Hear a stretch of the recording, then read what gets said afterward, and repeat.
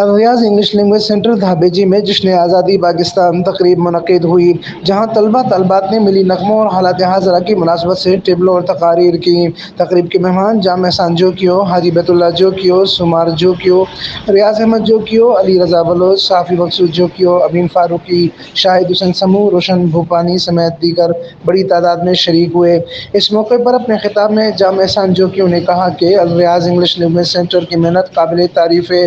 बेहतर अंदाज में बच्चों की इल्मी ज़हनी तरबियत की जा रही है। नौजवान मुल्क व कौम का असासा हैं। पाकिस्तान के बेहतर मुस्तकबिल में इनका किरदार रोशन बाप की तरह होगा। जाम एहसान जोकियों के हाथों तलबा तालबात में इनामात व सर्टिफिकेट भी दी गईं। Amin Farooqui, Faris town news network, Thatta, Sindh.